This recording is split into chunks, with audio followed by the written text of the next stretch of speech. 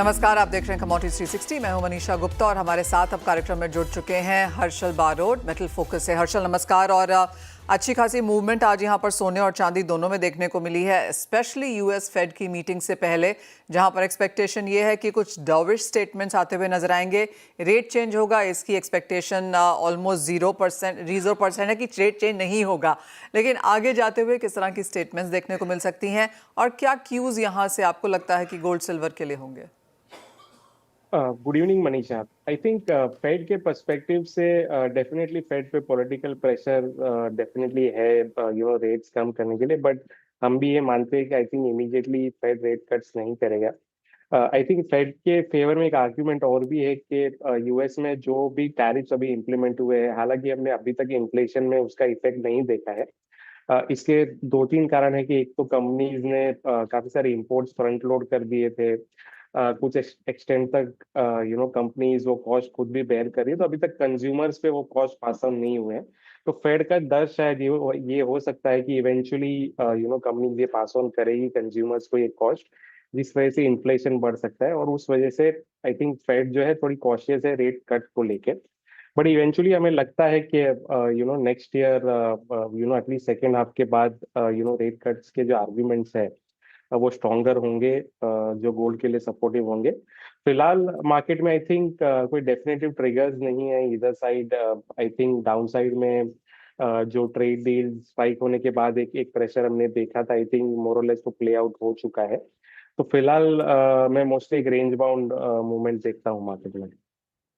Interestingly Harshal, आप ये कह रहे हैं कि आपको नहीं लगता कि इस साल में हम कोई भी रेट कट होता हुआ देखेंगे, क्योंकि शुरुआत ऑफ कोर्स 3 से हुई थी, फिर 2 है और ज्यादातर मार्केट्स 1 या 2 की बात कर रहे हैं।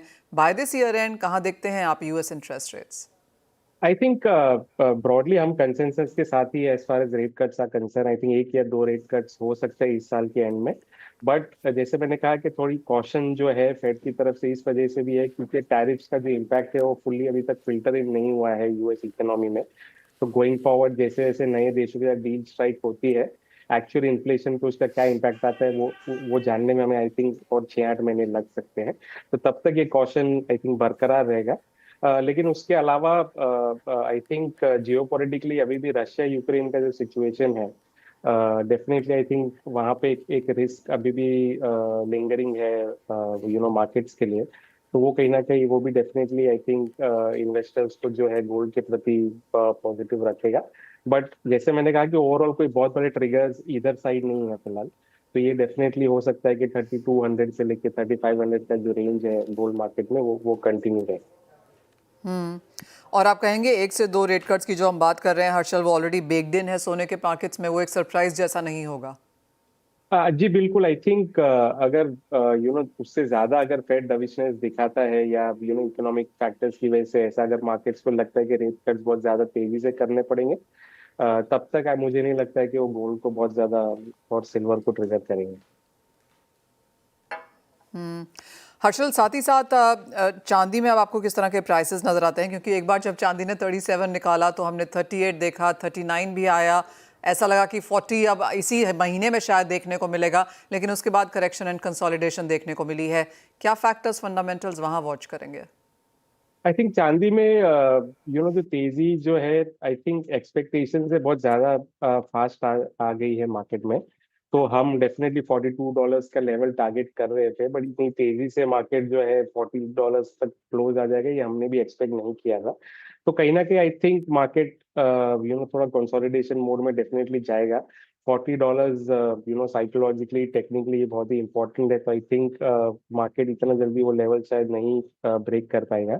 बट इवेंचुअली हमें लगता है कि नेक्स्ट 6 महीने साल भर में हम डेफिनेटली चांदी में और 12 से 15% की रैली डेफिनेटली हम मार्केट में देखते हैं। बट शॉर्ट टर्म में क्योंकि इतनी पेस से चांदी बढ़ी है, तो हमें लगता है कि क्योंकि गोल्ड भी साइडवेज हो गया है, तो चांदी भी mostly I think consolidation mode में ही रहेगी। हर्षल, फर्स्ट हाफ यहाँ पर खत्म हो चुका है और सेकेंड हाफ में अगस्त के महीने से फेस्टिवल्स, वेडिंग सीजन, दिवाली, वो सारी कॉन्वर्सेशन यहाँ पर शुरू हो जाएगी। कैसे देखते हैं आप डिमांड यहाँ पर बेहतर होता हुआ? लेकिन क्योंकि फर्स्ट हाफ हम जानते हैं, रोजाना लोगों से बात हो रही है, सभी का मानना है कि एक वीकनेस यहाँ पर देखने को मिलेगी जैसे ही वो नंबर्स निकल के आएंगे। सेकेंड हाफ से क्या बेटर एक्सपेक्टेशंस हैं? आई थिंक मैं कहूंगा डेफिनेटली फर्स्ट हाफ से तो बेटर एक्सपेक्टेशंस है। आई थिंक ट्रेड और कंज्यूमर्स दोनों स्लोली एडजस्ट कर रहे हैं नए प्राइस लेवल्स को। अगर आप देखेंगे कि आज से जो IIJs भी शुरू हुआ है, अगर आप देखो तो मैन्युफैक्चरर्स बहुत ही एग्रेसिवली वेट रिडक्शंस पे फोकस कर रहे हैं। हमने देखा 9 कैरेट पे भी मार्केट का फोकस आ गया, तो कहीं ना कहीं या इन टर्म्स ऑफ कैरेट या in terms of weight technology से डेफिनेटली कंज्यूमर्स को एक प्राइस पॉइंट प्रोवाइड करने के लिए और अफोर्डेबिलिटी प्रोवाइड करने की एक जो एफर्ट है इंडस्ट्री से, वो डेफिनेटली ऑन गोइंग है और हमने वो ज्यादा एग्रेसिव होती हुई देखी है अभी। तो कहीं ना कहीं हमें लगता है कि ये डिमांड को हेल्प करेगा फेस्टिव सीजन में, वेडिंग सीजन में जब हम आ रही है second half of the year में। तो मैं कहूंगा कि फर्स्ट हाफ से डेफिनेटली इम्प्रूवमेंट हम देखते हैं। हम्म। आपने मेंशन किया 9 कैरेट्स यहाँ पर, और जी हाँ, IIJS में 9 कैरेट, 14, 18, 22, 24 तक की भी यहाँ पे बातें हो रही हैं। क्या एक बाजार यहाँ पर बढ़ता हुआ नजर आ रहा है लोअर कैरेटेजेस के लिए भी? बायर्स हैं, बेहतर डिजाइन्स हैं, बेटर मेकिंग है, and then of course investment Indians के लिए यहाँ पर 24 कैरेट की भी ज्वेलरी है। जी बिल्कुल। आई थिंक गिवन के गोल्ड के प्राइस इतने ज्यादा बढ़ चुके हैं, तो डेफिनेटली हमारे भी जो कॉन्वर्जेशन है उसमें ये उभर के एक डेफिनेटली आ रहा है कि कहीं ना कहीं बहुत सारे कंज्यूमर्स के लिए वो अनअफोर्डेबल हो गया है। बहुत सारे प्राइस पॉइंट्स जो है ज्वेलर्स के लिए वो कम्प्लीटली गायब हो चुके हैं। तो आई थिंक ये एफर्ट है कि सभी टाइप के बायर्स को रिटेलर्स केटर कर सके। तो 9 कैरेट अगर आप कहे तो वो उसी डायरेक्शन में आई थिंक एक मूव है कि जो एकदम lower end of the segment है, जो गोल्ड शायद अफोर्ड ही नहीं कर पा रहा है 1 लाख पे, उन्हें हम कैसे एनेबल करें। और साथ ही जैसे आपने दूसरे कैरेट्स कहे, कहीं ना कहीं हमें ये दिख रहा है, और last I think post Covid ये ट्रेंड हमने देखा है कि कहीं ना कहीं जो अपर सेगमेंट है, अपर मिडिल सेगमेंट है, अक्रॉस कैटेगरीज, ना ही सिर्फ गोल्ड ज्वेलरी, उनका कंजम्पशन अभी भी स्ट्रांग है। तो आई थिंक उनकी जो प्राइस सेंसिटिविटी है उतनी ज्यादा नहीं है गोल्ड को लेके, तो वो डेफिनेटली आपके हायर कैरेट्स जो है वो अभी भी बाय कर रहे हैं, अभी भी अफोर्ड कर पा रहे हैं। तो उनके लिए वो कैटेगरीज है 22, 24, 23, आप जो भी कहें। लेकिन जो लोअर एंड जो ज्यादा सफर कर रहे हैं, आई थिंक उन्हें वहाँ मार्केट में वापस लाने की जरूरत है। और कहीं ना कहीं एफर्ट वही दिखा रहा है कि 9 कैरेट का जो इंट्रोडक्शन है शायद उसे चेंज कर पाए। हम्म। क्लियरली 2 पॉइंट्स वहां पर निकलते हुए कि जो लोअर कैरेट्स हैं वो लोअर एंड के लिए भी हैं, और जैसा कहा गया कि फर्स्ट हाफ से सेकेंड हाफ यहां पर बेटर रह सकता है बाइंग के लिहाज से। और जहां तक US फेड की बात है, वेल सोना ऑफ कोर्स उसको वॉच जरूर करेगा, जिस तरह की स्टेटमेंट्स आज रात को निकल के आएंगी उस लिहाज से वॉलेटिलिटी आज शाम के सत्र में डेफिनेटली सोने, चांदी, साथ ही साथ डॉलर इंडेक्स में देखने को मिल सकती है। हर्षल, बहुत शुक्रिया साथ जोड़ने के लिए और वो सारी डिटेल समक्ष रखने के लिए। वेल, एक और चीज़ है जहां पर हमने बहुत ज़्यादा मूवमेंट आते हुए देखी है आज, वो है Indian rupee. Even as dollar index 1 महीने के हाइज के आसपास हमने बनता हुआ देखा, रुपए में यहाँ पर 4 महीने के लोज पर कारोबार है और करीबन ½ % की गिरावट के साथ हमने यहाँ पर रुपए में काम होता हुआ देखा। डॉलर इंडेक्स जैसे कि आप देख सकते हैं 99 के पास है, लेकिन जो मेजर डेंट हमें देखने को मिला है वो यहाँ पर रुपए पे है। आपकी स्क्रीन पे 60 पैसे की गिरावट के साथ कारोबार, 87 का लेवल बहुत आराम से आज निकलता हुआ नजर आया। लेकिन यहाँ से आगे क्या देखना होगा, इसके लिए हमारे साथ मिस्टर KN डे जुड़े हैं। मिस्टर डे, बहुत शुक्रिया साथ जुड़ने के लिए। और जिस तरह की हाई वॉलेटाइल मूव्स और गिरावट रुपए में देखने को मिली है, कैसे रीड कर रहे हैं आप इसे? Good evening, Manisha. Thanks for having me. Well, this was a couple of things. इसमें 3-4 चीज important है. Number one is काफी sell off हो रहा है equity market में. Number two, bond में भी sell off चालू हो गया है last couple of days से. In fact, last 5-6 साल में पहला बार ऐसा हुआ कि जुलाई महीने में equity market and currency market दोनों negative है. But the most important, जिसके लिए रुपी 85, 80 से 86, 50 जो आया, वो I think within a month is purely हमारे US India टैरिफ के ऊपर है, और it is still hanging around. पता नहीं, कभी बोलते 15%, कभी 20%, कल मिस्टर ट्रम्प ने बताया शायद 25%, and 25% is a very negative है हमारे कंट्री के लिए. So obviously the market is taking it very seriously, and if tariff 15% तक हुआ तो शायद maybe something better, but anything around 25% tariff would be definitely a negative हमारे इंडियन एक्सपोर्ट्स के लिए. इंडिया का I think around $84 billion exports करता है यूएसए में, and if the tariff goes around 25%, definitely ये प्रेशर आ रहा है. पर जिस तरह से हम देखा लास्ट कल और आज, एनडीएफ में भी काफी प्रेशर आ रहे हैं रुपये के ऊपर, एंड इट्स डिमांड, सभी जगह से डिमांड है, सप्लाई नहीं है. Whether it is bond, equity and the negative, और ये जिस तरह से चल रहा है मेरे ख्याल से और शायद एक वीक और चलेगा, नेगेटिव सेंटिमेंट चालू रहेगा. There is nothing like till signature हो गए या till there is some sort of agreement between US and India का टैरिफ का बीच में, because there lot of ifs and buts. हम ब्रिक्स का भी we are in the BRICS also and they want to penalize the BRICS countries also. उसका भी क्या असर होगा टैरिफ में मुझे पता नहीं है, बट डेफिनेटली ये जब तक साइनिंग नहीं हो रहे ये नेगेटिव सेंटिमेंट चालू रहेगा, and we will see some more pressure coming on the rupee. इस सब के बीच में एक इंटरेस्टिंग क्वेश्चन ये है, इंपॉर्टेंट भी है, कि रुपये की अब रेंज यहाँ पर क्या रह सकती है. आपने कहा और कुछ और प्रेशर यहाँ पर रुपए में देखने को मिल सकता है. 87.51 का आज का यहाँ पर लो है, उससे थोड़ा सा ही ऊपर यहाँ पर आज हम क्लोजिंग बनता हुआ शायद देखेंगे. आप यहाँ से अब किस तरह की रेंज अगस्त के महीने में बनता हुआ देख रहे हैं? Very difficult Manisha to answer this, क्या रेंज है, बिकॉज अगस्त महीना हिस्टोरिकली हमेशा रुपये के लिए पॉजिटिव था. वेरी रेयरली हम रुपये को गिरते हुए देखा अगस्त महीने में, पहली बार रुपये नेगेटिव जोन पे जा रहे हैं. But I think the first target रुपये विल ट्राई इज 87.91 92, जो लाइफ टाइम लो था पहला. उसके बाद इट्स वेरी डिफिकल्ट टू से. देयर इज लेवल देना, it's impossible actually, because it depends upon RBI कितना किस तरह से इंटरवेंट करेगा, या उसका इंटरवेंशन स्पीड ब्रेकर का तरफ रहेगा या स्टिफ रहेगा. इट्स वेरी डिफिकल्ट टू से, क्योंकि ये जो पहला target is of course the life time low which is around 87 91 92 level. ये वो ब्रीच होने का बाद it's very difficult, then lot of stop losses get triggered. RBI का इंटेंशंस क्या रहेगा उसमें, तो put your level Manisha, it's extremely difficult. बोलने में कुछ इजी है but reality is very difficult. So definitely the first target I'm looking is at 87.90 91. Mister day, also अगर यहाँ से कुछ बेहतर आता है, आपने सारी चीज़ें बताई जिनकी वजह से रुपए में यहाँ पर गिरावट है, अगर इक्विटीज़ में कोई सुधार है, अगर यूएस इंडिया में हम टैरिफ में कोई पॉजिटिव का इवेंट वहाँ पर होता हुआ देखते हैं, तो सुधार भी क्या रुपए में उसी तरीके से आएगा? आपको लगता है कि फिर हम एक एप्रिसिएशन की तरफ बढ़ेंगे? यस, डेफिनेटली ये बात बिल्कुल सही है. अगर हमें टैरिफ अराउंड 15% पे है और इक्विटी एंड बॉन्ड में, तो of course bond I don't think it is a temporary लगता है, पर इक्विटी मार्केट में थोड़ा पॉजिटिव चालू हो जाएगा, तो definitely rupee can correct up to maybe 85 80 86 30 का रेंज में आने का बहुत चांसेस ब्राइट है. It is not a one way traffic, ये वन वे ट्रैफिक नहीं है, बिकॉज ये एक सेंटिमेंट बिल्डअप हो गया बहुत दिन से. पर एक बार once it is being decided, but yes, अगर वो 25 है तो इट्स टू डिफिकल्ट टू से क्या होगा आगे. बट अगर वो 15% है और इक्विटी मार्केट्स पॉजिटिव में जा रहे हैं, तो there is a bright chance it could correct back to 86 30 85 80 का रेंज में.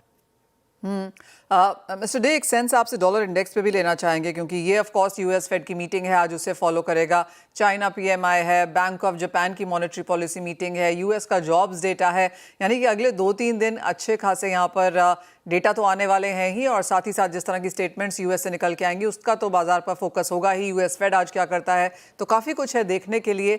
डॉलर इंडेक्स जहां पर अब खड़ा है, जहां पे हमने नीचे में ऑलमोस्ट 96 जाता हुआ देखा, इस साल में हमने 104 110 तक के लेवल्स भी यहाँ पर बनते हुए देखे. जहां पर डॉलर इंडेक्स है, यहाँ से आपकी क्या सेंस है? Well, dollar index is a temporary correction. I think 1 week पहले 97.50 में थे, मैं नीचे भी गए थे थोड़े. बट स्पेशली 2 दिन पहले जो यूएस और यूरोपियन यूनियन का जो टैरिफ एग्रीमेंट 15% में साइन होने के बाद डॉलर इंडेक्स में थोड़ा करेक्शन दिखाई दिया. इनफैक्ट कल डॉलर इंडेक्स कल रात को 99 को ऊपर था, आज अराउंड 98 60 70 80 चल रहा है. जो यूरोपियन यूनियन का जो टैरिफ हुआ यूएस के साथ, I think Germany and France are not at all happy with that. उन्हें लगता है कि उनके एक्सपोर्ट्स में मार खाएंगे 15% tariff to US. So that's a big negative. And इस टाइम पे अगर थोड़ा डॉलर इंडेक्स अगर 101 तक जावे, तो I think it will be beneficial for the European Union. Otherwise range bound ही रहेगा, because to negative dollar may not be that positive. around the dollar index should move in the range of 97 to 99 or maybe 100, 101 तक maximum. उसका ऊपर जाना मुश्किल दिखता है as of now. All right mister day, बहुत शुक्रिया साथ जुड़ने के लिए। तो क्लियरली रुपये को गिरावट के ज़्यादा रीजंस फिलहाल मिलते हुए नजर आ रहे हैं और इसीलिए आज हमने वो बहुत शार्प डिक्लाइन भी आता हुआ देखा है। और जैसे उन्होंने कहा डिपेंड करेगा 15% टैरिफ है या 25% टैरिफ है, उस लिहाज से रुपये में आगे मूवमेंट होती हुई नजर आएगी। वेल, इसी के साथ हमारे साथ प्रो इंटेलिट्रेड सर्विसेज से दिनेश सोमानी और मोतीलाल ओसवाल से नवनीत दमानी दोनों ही जुड़ चुके हैं। नवनीत जी, आपसे पहले और किस तरह से आप देखते हैं क्रूड के मूव्स को, क्योंकि पिछले 2 दिनों में करीबन 4 से 5% की तेजी हम देख चुके हैं और जिस तरह के फंडामेंटल्स हैं, फैक्टर्स हैं, ऐसा लगता है कि कुछ और तेजी बाकी है। Well definitely Manisha ji, last 3-4 दिनों में एक अच्छा खासा रिबाउंड हमने क्रूड ऑयल प्राइसेस में देख लिया है। इनफैक्ट करीब करीब $300 $4.5 का रिबाउंड हम देख चुके हैं प्राइसेस में। प्राइमरीली जो यूएस के नंबर्स आ रहे हैं इन टर्म्स ऑफ ड्राइविंग सीजन, बहुत ही अच्छा ड्राइविंग सीजन रहा है। 2 साल के लल के बाद में ड्राइविंग सीजन में अच्छा हमने गिरावट टेक ऑफ देखा है। उसके साथ साथ इन्वेंट्रीज भी कहीं ना कहीं सपोर्टिव नजर आ रही है। And third bigger factor that I assume is US and China की तरफ से जो 90-डे एक्सटेंशन ऑफ टैरिफ का न्यू डेवलपमेंट आया है, उसकी वजह से भी एक पॉजिटिव सेंटिमेंट डेवलप हो गया पूरे ही कॉम्प्लेक्स के अंदर। तो लार्जली बेस मेटल्स के साथ साथ क्रूड ऑयल में भी एक रिबाउंड देखना ड्यू था, जो कि हम अभी लास्ट कुछ दिनों में देख रहे हैं। एंड ऐसा लग रहा है कि यहाँ से करीब करीब $2 से $2.5 की तेजी हम और आने वाले दिनों में देख पाएंगे। तो बाय ऑन डिप्स की स्ट्रेटेजी क्रूड में अच्छी वर्क करनी चाहिए। तेजी यहाँ पर कच्चे तेल में बरकरार रह सकती है। दिनेश जी, अगर सोने की यहाँ पर बात करें तो एक कंसोलिडेशन है। एक्चुअली मई, जून, जुलाई में हमने सोने को बहुत ही टाइट कंसोलिडेशन में बनता हुआ देखा। 3300 का लेवल फिलहाल यहाँ पर टूटा नहीं है, लेकिन अगस्त के लिए अब क्या यहाँ पर राय देना चाहेंगे? बिल्कुल मनीषा जी, 1 साल की पूरी तेजी मात्र सिर्फ 3 या 4 महीने में आ गई। उसके बाद में कंसोलिडेशन तेजी चल रहा है। 3500 का हाई लगता हुआ देखा हमने, वहां से प्राइसेस जो नीचे में 3280 के आसपास आई, सस्टेन नहीं हुई, दोबारा 3340-50 के आसपास आ रही है। तो मुझे ओवरऑल लगता है कि अगर इंडियन मार्केट भी देखते हैं हम, तो ओवरऑल एक अगर ब्रॉड रेंज की मैं बात करूं तो मुझे लगता है कि 95,000 डाउन साइड और 1,05,000 ये अप साइड, मतलब मैक्सिमम ये दायरा मुझे नजर आता है। और अभी जो प्रोबेबली जो मूवमेंट आई है, ये पिछले 10 दिन में तो 2% का रुपये का जो डेप्रिसिएशन हुआ है उसके चलते आई है। तो मेजर मूव तो डॉलर के चलते आई है। इंडियन मार्केट अगर देखा जाए तो एज इट इज वैसे ही होना चाहिए था compare to international market. But अभी मुझे मौजूदा स्तर पर लगता है कि शायद आज के लिए यहाँ पर रुपये थोड़ा सा रुक जाएगा, जिसके चलते 99,500 के आसपास में जो नेक्स्ट एक्टिव कॉन्ट्रैक्ट है, अक्टूबर कॉन्ट्रैक्ट, वहां पर एक बार बिकवाली दोबारा लौट कर आ सकती है। डाउनसाइड मुझे लगता है कि 98,800 के लेवल से दिखा सकता है। तो इस लेवल पर खरीदारी से थोड़ा सा रुकना चाहिए। बिकवाल को निश्चित तौर से कुछ न कुछ फायदा हो सकता है। ऑलराइट, चांदी के लिए क्या कहेंगे नवनीत? क्या यहाँ पर भी वही स्ट्रैटेजी अपनानी चाहिए? वेल, चांदी में थोड़ा सा नेगेटिव बायस के साथ 2 दिनों में ट्रेडिंग हो रही है और लार्जली मुझे लग रहा है कि बेस मेटल के साथ साथ चांदी भी थोड़ा सा दबाव में है। हमने 96 से डॉलर इंडेक्स को रिबाउंड करते हुए 99 के लेवल तक आते हुए देखा, जिसके चलते पूरा ही कॉम्प्लेक्स में तेजी का रुख जो है थोड़ा सा रुक गया है। अच्छा डेवलपमेंट ये है कि कहीं ना कहीं ट्रूथ जो है 90 डे के लिए और एक्सटेंड हो गया, तो एक अल्टीमेटली पॉजिटिव सेंटिमेंट होना चाहिए मेटल कॉम्प्लेक्स के लिए। बट 1-2 दिन का लैग मुझे देखने मिल रहा है और यहाँ पे ऐसा लग रहा है कि फेड मीट के बाद में ही इसमें मोमेंटम शुरू होगा। तो आई थिंक कल या मे बी मंडे ऑनवर्ड्स एक पॉजिटिव मोमेंटम फिर से चांदी में डेवलप होता हुआ नजर आ सकता है। बाय ऑन डिप्स की स्ट्रेटेजी यहाँ पर भी रहेगी। 1,12,500 1,13,000 के रेंज में तो बाय किया जा सकता है। 1,12,000 का आप स्टॉप लगाएं, वापस 1,15,000 एंड ऊपर के लेवल देखने मिल सकते हैं। तो कुछ बाइंग अपॉर्चुनिटी वहां पर उभर सकती है। लेकिन दिनेश जी, कॉपर में क्या करने की राय देंगे? अपने ऊपरी स्तरों से अच्छी खासी मुनाफा वसूली है, करंट लेवल्स या बाइंग ऑन डिप्स की स्ट्रेटेजी अपनानी चाहिए? मूवमेंट बहुत ज्यादा रेस्ट्रिक्टेड है मनीषा जी, मतलब एक दायरे में ही ट्रेड कर रहा है। पिछले अगर 4 दिन देखो तो बस ₹5 के दायरे में ट्रेड कर रहा है। 895 डाउन साइड आता है और 900 के आसपास इसमें रेजिस्टेंस बन जाता है। अनलेस एंड अनटिल ₹902.50 का लेवल ये क्रॉस करता है, मेरे हिसाब से अपसाइड पोटेंशियल रेस्ट्रिक्टेड रहेगा। डाउनसाइड जैसे ही 893 895 का जोन आता है, जो अगस्त कॉन्ट्रैक्ट है उसमें, वहां पर मुझे लगता है कि दोबारा फ्रेश खरीदारी की जा सकती है। ऑलराइट, तो यानी कि कुछ ब्रेकआउट्स होने की जरूरत है यहाँ पर कमोडिटीज में, और शायद वो मौका हमें आज यूएस फेड की मीटिंग के बाद आता हुआ नजर आए। लेकिन शुक्रिया आप दोनों का ही जुड़ने के लिए और वो सभी स्ट्रैटेजीज और वो इंपॉर्टेंट लेवल्स भी शेयर करने के लिए। इसी के साथ फिलहाल इस कार्यक्रम में इतना ही समय है। हम रुकेंगे एक ब्रेक के लिए, लौटेंगे तो लेकर आएंगे आवाज समाचार।